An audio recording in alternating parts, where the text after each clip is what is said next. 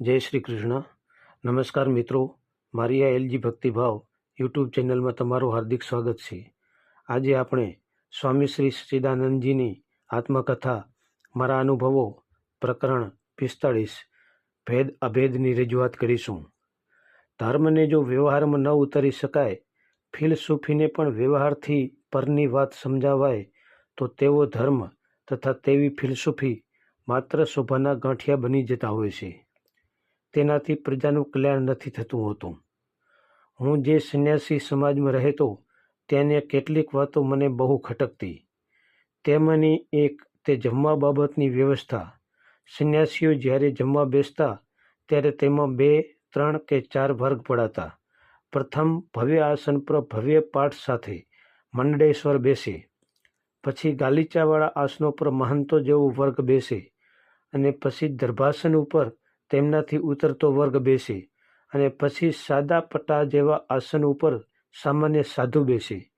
બેસવા માટેનો આ ભેદ તો સમજી શકાય છે, પણ પછી જમવાની વાનગીઓમાં પણ ભેદ થાય.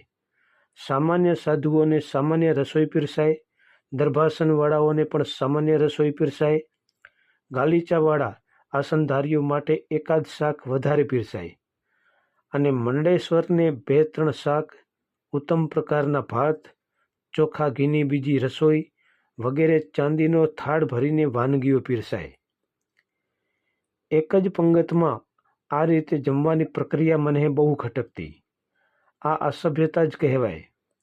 કોઈને કંઈ વિશેષ જમવું હોય તો અલગ રૂમમાં બેસીને જમી શકે છે, પણ એક જ પંગતમાં આ રીતે બેસવું અને લજ્જા કે સંકોચ અનુભવવાની જગ્યાએ ગૌરવ અનુભવવું એ ધુષ્ટતાની હદ કહેવાય. મંડલેશ્વરના ભક્તો, ખાસ કરીને સ્ત્રીઓ, પોતાના ગુરુની આ પ્રકારની શ્રેષ્ઠતાને અહોભાવથી હાથ જોડીને નિહાળી રહ્યા હોય. તેમના ઉપર કૃપા કરવા ગુરુ ભાણામાં ઢગલા જેટલો એઠવાડ મૂકે. એ એઠવાડ ખાવા પેલી ભક્તાણીઓ અને કોઈવાર ભક્તો પણ તૂટી પડે. આ વરવું દ્રશ્ય ગુરુઓ પ્રત્યે અણગમો કરવા પર્યાપ્ત સામગ્રી પૂરી પાડે.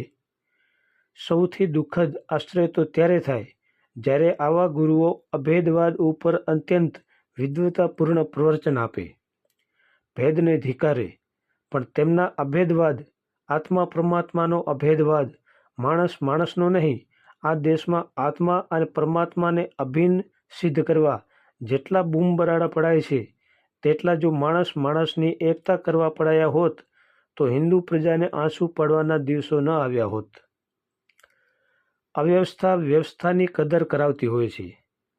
ઉપર કહી તેવી અવ્યવસ્થા ઘણી જગ્યાએ જોઈને એ બધું કોઠે પડી જતું હોય છે. પહેલાં જે વાત ખટકે તે લાંબા ગાળા પછી ખટકતી બંધ થઈ જઈને વ્યવહાર બની જતી હોય છે. મારા માટે પણ આવું જ થયું. જમવા બાબતે જ નહીં, પ્રત્યેક વ્યવહારમાં ભેદ રાખવાની પદ્ધતિ જામી ગઈ.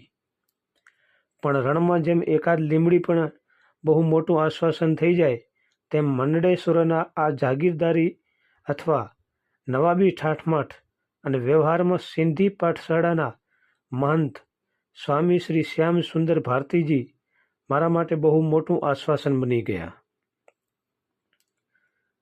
તેમની પાઠશાળામાં તે વખતે 35-40 વિદ્યાર્થીઓ રહેતા. મહંતજી સૌની સાથે જમવા બેસતા. સૌને એક સરખી જ રસોઈ પીરસાતી, જરા પણ ભેદભાવ ન થતો. મહંતજીના સિંધી ભક્તો ઘણીવાર જુદી જુદી વાનગીઓ બનાવીને સ્વામીજીને જમાડવા લઈ આવતા, પણ સ્વામીજી સૌની વચ્ચે સૌને વહેંચીને જમતા. કદી કોઈ વસ્તુ એકલા ન જમતા. કોઈ ચટણી માત્ર લાવ્યું હોય તો પણ સૌને વહેંચીને પછી જમતા. જમતી વખતે આવી તકેદારીથી સૌ કોને તેમના પ્રત્યે માન રહેતું. જીવન જીવવાની પ્રેરણા મળતી, આત્મીયતા વધતી.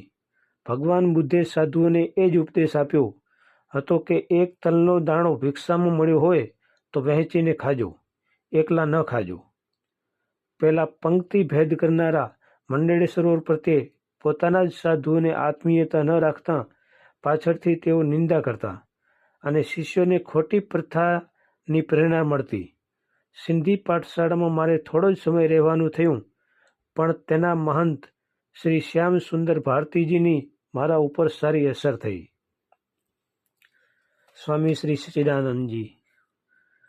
પ્રિય શ્રોતાજનો, જો તમને આ વિડીયો પસંદ આવ્યો હોય તો લાઈક, શેર અને કોમેન્ટ જરૂર કરશો.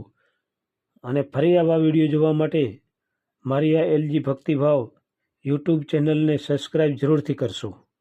જય શ્રી કૃષ્ણ.